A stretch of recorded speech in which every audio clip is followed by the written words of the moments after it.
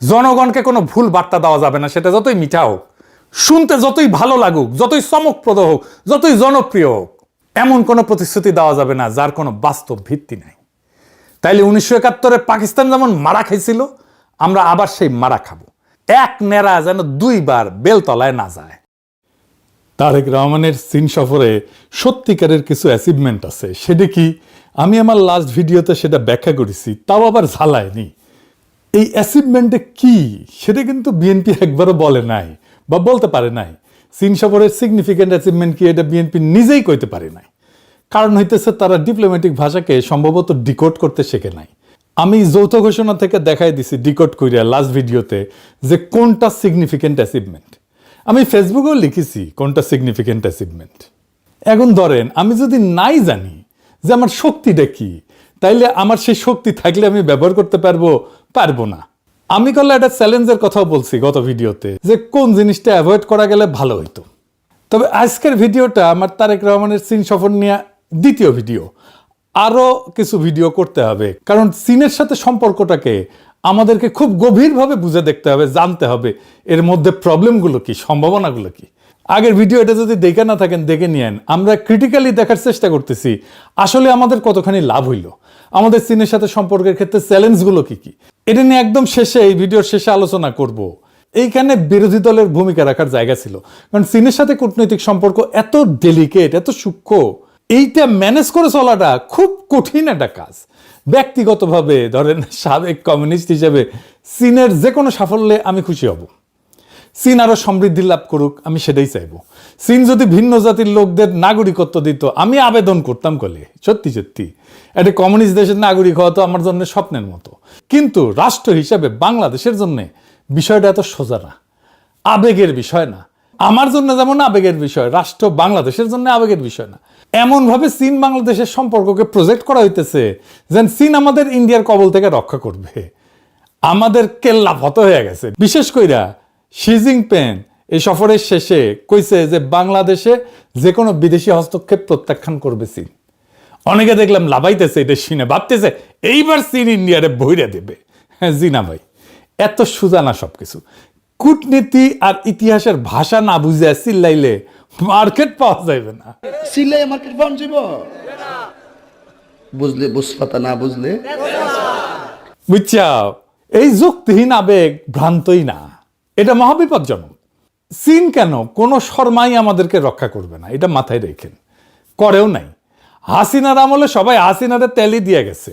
ইতিহাস বুঝা, ডিপ্লোমেসির ভাষা বুঝা, আমাদের জাতীয় স্বার্থ বুঝা, তার ভিত্তিতে প্রত্যাশাকে সাজাইতে হবে।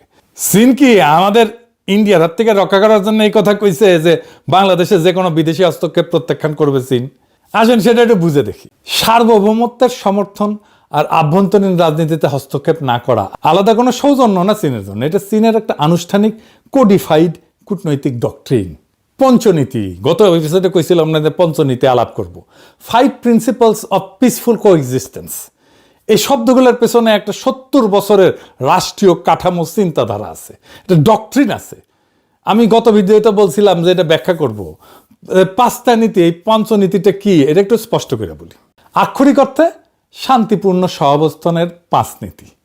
নীতিগুলা হইল: 1, পারস্পরিক সার্বভৌমত্ব এবং ভূখণ্ডগত অখণ্ডতার প্রতি সম্মান, অর্থাৎ আমি তোমার সীমানা মানি, তুমি আমার সীমানা মানো, কেউ কারো ভূখণ্ড নিয়ে প্রশ্ন তুলব না। 2, পারস্পরিক অনাক্রমণ, কেউ কাউকে আক্রমণ করবে না। 3, একে অপরের আভ্যন্তরীণ বিষয়ে হস্তক্ষেপ করবে না। তোমার দেশ কিভাবে চলবে, কে শাসন করবে, মানবাধিকার, গণতন্ত্র, নির্বাচন কেমন হবে, এ নিয়ে আমি কোনো কথা বলবো না, তুমিও আমার বিষয়ে কথা বলবে না। 4, সমতা এবং পারস্পরিক স্বার্থ, সম্পর্ক হবে সমান সমান, উভয়ের লাভ। 5, শান্তিপূর্ণ সহাবস্থান, ভিন্ন ব্যবস্থার রাষ্ট্র পাশাপাশি শান্তিতে থাকবে। এইবার আসেন এই পঞ্চনীতির ইতিহাসটা জানি, কারণ এটা না জানলে এই নীতির আসল মানেটা ধরা যাবে না। পঞ্চনীতির ইতিহাসটা কি?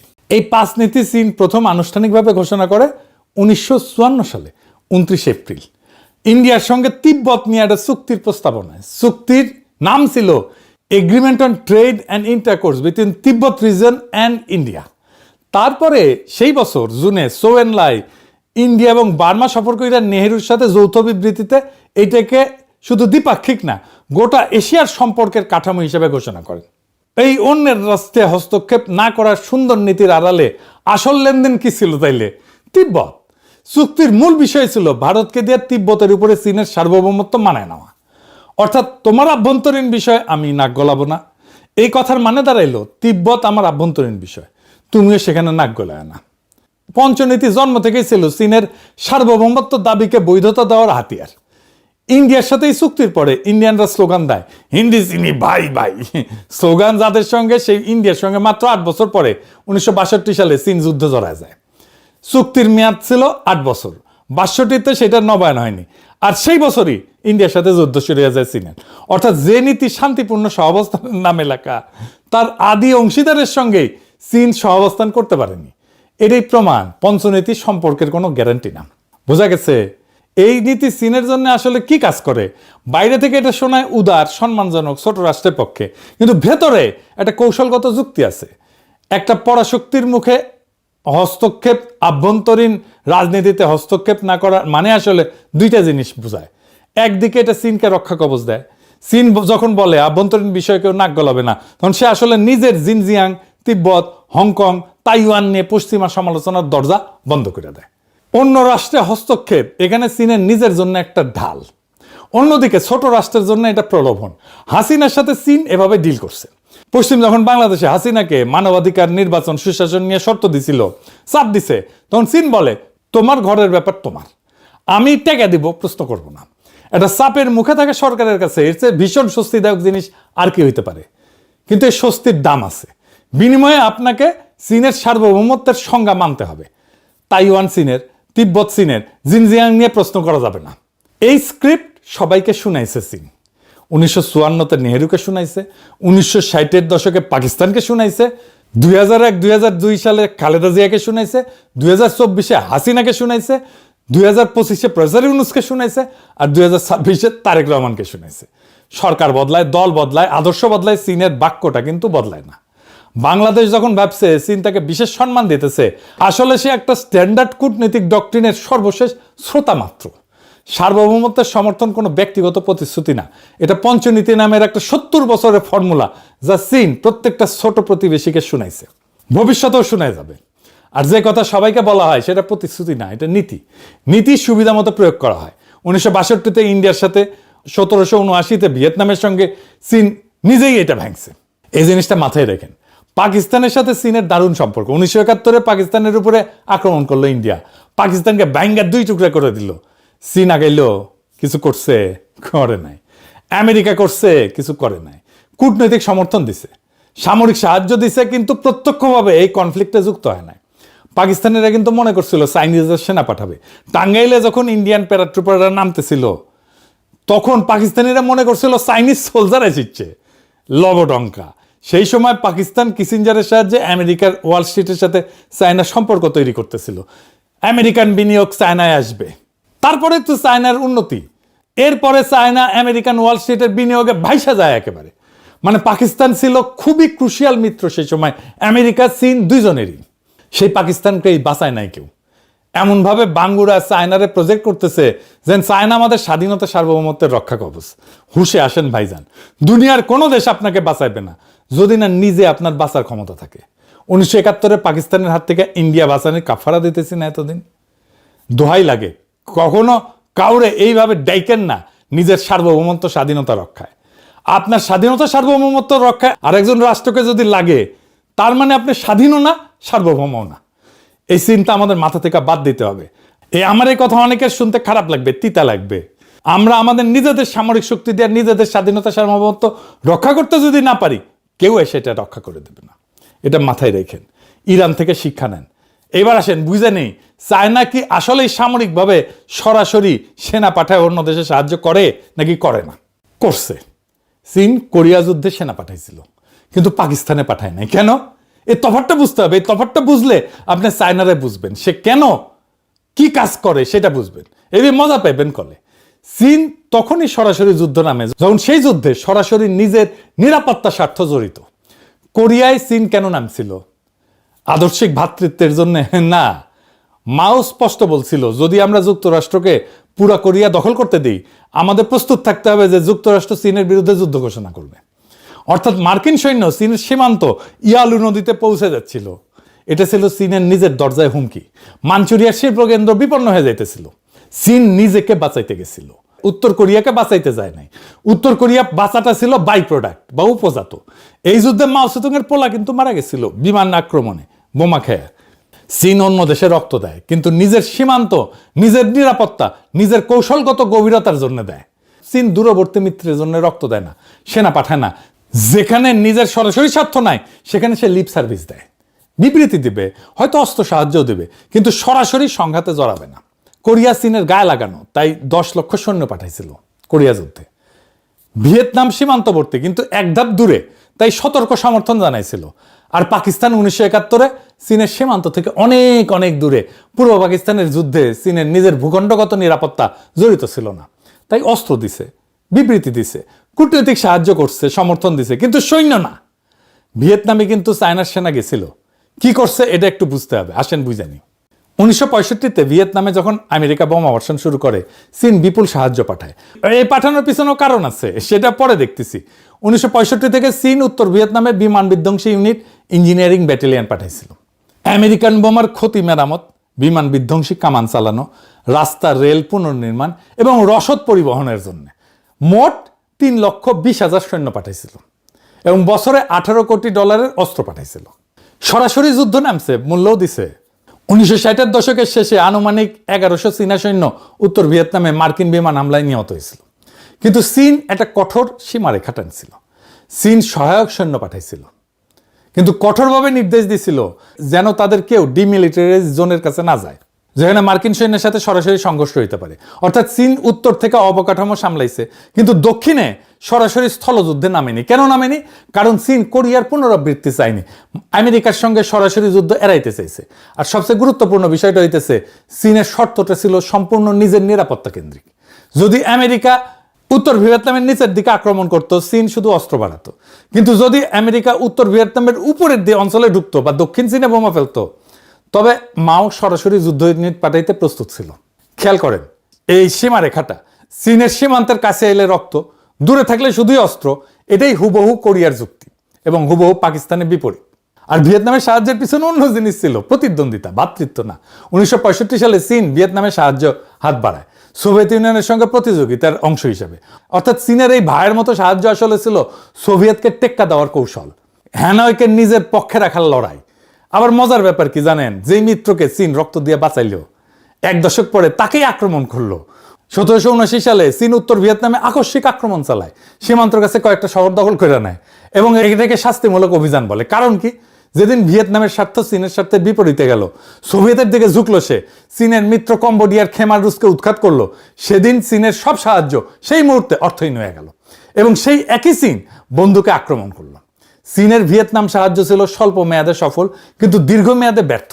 চীনের সমর্থন কখনোই আদর্শিক বা স্থায়ী না, সবসময় স্বার্থ নির্ভর এবং প্রত্যাহারযোগ্য। এটা মাথায় রাখতে হবে সবসময়। শুধু চীন না, সব রাষ্ট্রের ক্ষেত্রে এটা সত্য। রাষ্ট্র মানেই স্বার্থ, এই স্বার্থের বাইরে সে কখনোই যাবে না। ভিয়েতনামকে চীন রক্ত দিছে যতক্ষণ তার নিজের, মানে চীনের নিরাপত্তা মার্কিন সীমান্তে আসা ঠেকানো পর্যন্ত ছিল, বা কৌশলগত স্বার্থ সোভিয়েতকে টেক্কা দেওয়া, এই স্বার্থটা পূরণ করছে ততক্ষণ। যখন ভিয়েতনাম সোভিয়েতের দিকে ঝুঁকছে আর চীনের স্বার্থের বিপরীতে গেছে, তখন সেই একই চীন তাকে আক্রমণ করলো। অর্থাৎ চীনের কাছে মিত্র একটা চলমান হিসাব, স্থায়ী কোনো বন্ধন না। চীন যাকে রক্ত দিয়ে বাঁচায় তাকে স্বার্থ বদলাইলে আক্রমণ করতে পারে। ভিয়েতনাম তার প্রমাণ। আর বাংলাদেশকে বাঁচাইতে চীন রক্ত দেবে না, সেনাও পাঠাইবে না। আমরা তার সীমান্তবর্তী না, শুধু অর্থনৈতিক স্বার্থ আছে। তার জন্য চীনের সার্বভৌমত্বের সমর্থন সত্যিকার অর্থে কিছুই মিন করে না। চীনের বন্ধুত্ব একটা শর্ত সাপেক্ষ চুক্তি। যতক্ষণ আপনি চীনের স্বার্থে কাজে লাগতেছেন ততক্ষণে বন্ধু, যেদিন লাগবেন না সেদিন হয় উপেক্ষা, পাকিস্তানের মতো 1971-এ, নয় আক্রমণ ভিয়েতনামের মতো 1979-তে। চীন রক্ত দেয় নিজের সীমান্তের জন্য, কোরিয়ায়, উত্তর ভিয়েতনামে, কিন্তু চীনের রক্ত বন্ধুত্বের গ্যারান্টি না। আবদুল্লাহ আবু সাইদ উনি কহান, মানুষ তার স্বপ্নের সমান বড়। একইভাবে চীনের সমর্থন শুধু চীন না, যে কোনো রাষ্ট্রের সমর্থন তার স্বার্থের সমান বড়, তার চেয়ে 1 ইঞ্চি বেশিও না, কমও না। তাইলে বুঝেছেন নিশ্চয়ই, চীন আমাদের সার্বভৌমত্বের রক্ষক হইবে না। চীন ইন্ডিয়ারে ধমকায় দিলে, একটা ইন্ডিয়ার বিরুদ্ধে বিবৃতি দিলে ইন্ডিয়া দমে যাবে? যাবে না।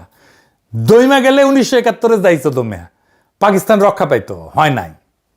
যাই হোক, এখন আসি চীনের সাথে সম্পর্ক নিয়ে সবচেয়ে গুরুতর প্রশ্নের মুখোমুখি হই। কেউ এই আলাপটা করে না, কিন্তু এই আলাপ ছাড়া চীনের সাথে সম্পর্ক সম্ভবই না। দীর্ঘমেয়াদে এই জিনিসটা, এই প্রশ্নটার সামনাসামনি দাঁড়াইতে হবে। চীনের সাথে সম্পর্কে এই অস্বস্তিকর মোমেন্ট অফ ট্রুথ আসবে, সেটা কি আর কেমনি সেটা মোকাবেলা করব, সেটাই সবচেয়ে গুরুত্বপূর্ণ। এতক্ষণ যা বললাম সব অতীত আর বর্তমান। এবার ভবিষ্যতের একটা প্রশ্ন করি, যেটা থেকে কেউ পালাইতে পারবে না। চীনের সাথে সম্পর্ক রাখা প্রত্যেকটা দেশকে সামনে একটা মোমেন্ট অফ ট্রুথের মুখোমুখি হইতে হবে, সত্যের মুহূর্ত ফেস করতে হবে, আর সেই মুহূর্তের নাম তাইওয়ান। এটা কেন অনিবার্য? কারণ শি জিনপিংয়ের জীবনের সবচেয়ে বড় উচ্চাকাঙ্ক্ষাই হইল তাইওয়ানের সাথে চীনের একত্রীকরণ, পুনঃ একত্রীকরণ। এটাই চীনের ঘোষিত জাতীয় লক্ষ্য। তাই তাইওয়ান নিয়ে একটা সংঘাত, সামরিক হোক, চাপ প্রয়োগ হোক, অনিবার্য। আর অন্যদিকে কি আছে? আমেরিকা ঠিক এই একই তাইওয়ানকে ঘিরে চীনের বিরুদ্ধে একটা সামরিক বলয় বানায় রাখছে, যাকে বলা হয় ফার্স্ট আইল্যান্ড চেইন, প্রথম দ্বীপ শৃঙ্খল। জাপান, দক্ষিণ কোরিয়া, ফিলিপিন্স আর তার কেন্দ্রে তাইওয়ান। জাপানে তো 54,000 মার্কিন সেনা আছে, দক্ষিণ কোরিয়া 28,000 আছে মার্কিন সেনা, ফিলিপিন্সের 9টা ঘাঁটি আছে আমেরিকার। সবগুলা তাইওয়ান প্রণালীর দিকে তাক করা। মানে তাইওয়ান যুদ্ধ বাঁধলে সেটা শুধু চীন তাইওয়ান যুদ্ধ থাকবে না, পুরো অঞ্চল জ্বলে যাবে। সেই সময়টা কবে আসবে আমরা জানি না, কিন্তু অনিবার্যভাবে আসবে। এখন সে আসল প্রশ্নটা, সেই দিন বাংলাদেশ কি করবে?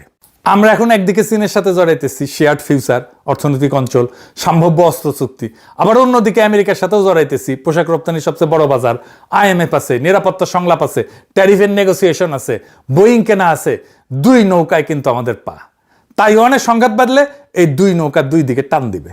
বাংলাদেশকে একটা পজিশন নিতে হবে, হয় চীনের পক্ষে নয় আমেরিকার পক্ষে। মাঝখানে দাঁড়ানোর জায়গা থাকবে না। ধরে নিলাম আমেরিকাকে খুশি করতে বাংলাদেশ একটা মাঝামাঝি পথ নিল, বললো যুদ্ধ খারাপ, এসব আলোচনার মাধ্যমে সমাধান হওয়া উচিত। শুনতে নিরীহ, কিন্তু চীন এটাতে চইটে যেতে পারে। কারণ চীনের কাছে তাইওয়ান আভ্যন্তরীণ বিষয়। তো আলোচনা করবে কেন আভ্যন্তরীণ বিষয় নিয়ে? আলোচনার মাধ্যমে সমাধান মানে তাইওয়ানকে আলাদা পক্ষ হিসেবে স্বীকৃতি দেওয়া, তো তাই না? নিজের কথার চাপে কিন্তু নিজে পড়ে যেতেছি। তখন চীন ঋণের কিস্তি শোধের জন্য চাপ দিতে পারে, প্রকল্প আটকে দিতে পারে, আরো নানা চাপ দিতে পারে। আর উল্টাটাও সত্য, বাংলাদেশ যদি চীনের পক্ষ নেয়, আমেরিকা, ইউরোপ, পোশাক রপ্তানি, GSP, IMF সব জায়গায় চাপ দিতে পারে। দুই দিকে খরচা। এটাই দুই নৌকায় পা রাখার বিপদ। যেদিন নৌকা দুইটা বিপরীত দিকে যাবে, সেদিন আপনারই কাটবে। তবে পাকিস্তান এটা সামলাইতে পারবে। কেন সামলাইতে পারে? বাংলাদেশ কেন পারবে না? আসেন এটা একটু বুঝে দেখি। পাকিস্তান নিঃশর্তে চীনের পক্ষ নেবে, এই সিদ্ধান্ত পাকিস্তান অনেক আগে নিয়ে রাখছে। পাকিস্তানে পারমাণবিক অস্ত্র আছে, নিজস্ব প্রতিরোধ ক্ষমতা আছে। আর পাকিস্তান আগেও পারমাণবিক অস্ত্রের জন্য আমেরিকার কাছে নিষেধাজ্ঞা খাইছে। ওর এগুলো সওয়া আছে, ও জানে এটা কিভাবে সামলাইতে হয়, এটা তাদের গা সওয়া। উল্টা দিকে আমেরিকায় বারবার নিষেধাজ্ঞা তুলে নিয়ে পাকিস্তানকে পটাইতে আসছে। সো এই খেলা অনেকদিন ধরে চলতেছে, এই খেলা আবারও খেলতে পারবে পাকিস্তান। কারণটা হইতেছে পাকিস্তানের ভূকৌশলগত অবস্থান আমেরিকার দরকার আছে। পাকিস্তানের এখন একটা গ্লোবাল রোলও দাঁড়ায় গেছে। পাকিস্তান জানে কোন পক্ষে সে দাঁড়াবে, আর সে দাঁড়ানোর দাম দেওয়ার সক্ষমতা তার আছে। বাংলাদেশের কোনোটাই নাই। না আছে স্পষ্ট সিদ্ধান্ত, না আছে নিজের প্রতিরোধ ক্ষমতা, না আছে নিষেধাজ্ঞা হজম করার অর্থনৈতিক মাসল। বাংলাদেশ এমন একটা দেশ যে দুই নৌকায় পায়ে রেখে দাঁড়ায় আছে, অথচ চাপ ঠেকানোর শক্তি নাই। এটা একটা খুবই দুর্বল অবস্থা। ভিয়েতনাম দুই দিকে সামলায়, কারণ তার সেই সক্ষমতা আছে। সমস্যা হইল বাংলাদেশের সেই সক্ষমতা গড়ে না তুলে দুই দিকে প্রতিশ্রুতি বিলাই দিতেছে, মানে খোলামকুচির মতো যে যা যাইতেছে তাই দিতেছে। সক্ষমতা ছাড়া ভারসাম্য হয় না, হয় শুধু ঝুঁকি। চীনের সাথে সম্পর্ক করেন, বাণিজ্য করেন, বিনিয়োগ নেন, অবশ্যই নেন, কিন্তু চীনকে রক্ষা কবচ ভাবেন না। ইতিহাস বুঝা, ডিপ্লোমেসির ভাষা বুঝা, নিজের জাতীয় স্বার্থ বুঝা তার ভিত্তিতে প্রত্যাশাকে সাজান। আগামী এপিসোড চীনের সাথে বাণিজ্য সম্ভাবনা নিয়ে, বিনিয়োগ নিয়ে আলাপ করব। চীনের সাথে অনেক আলাপ হইতেছে, অনেক প্রকল্প হইতেছে, এইগুলো নিয়ে আলাপ করব। ফাইনালি আসেন আমরা ভাবি কিভাবে আমরা কোনো দিকে একেবারে না ঝুইকা বাংলাদেশের সর্বোচ্চ স্বার্থ রক্ষা করতে পারি। ওইখানে আমাদের কাজ করতে হবে। জনগণকে কোনো ভুল বার্তা দেওয়া যাবে না, সেটা যতই মিঠা হোক, শুনতে যতই ভালো লাগুক, যতই চমকপ্রদ হোক, যতই জনপ্রিয় হোক, এমন কোনো প্রতিশ্রুতি দেওয়া যাবে না যার কোনো বাস্তব ভিত্তি নাই। তাইলে 1971-এ পাকিস্তান যেমন মারা খাইছিল, আমরা আবার সেই মারা খাবো। এক নেড়া যেন দুইবার বেলতলায় না যায়। বাংলাদেশের মানুষের শুধু স্বার্থ রক্ষাই যথেষ্ট না, বাংলাদেশের মানুষের আজাদিও দরকার। ইনকিলাব জিন্দাবাদ, আজাদি জিন্দাবাদ।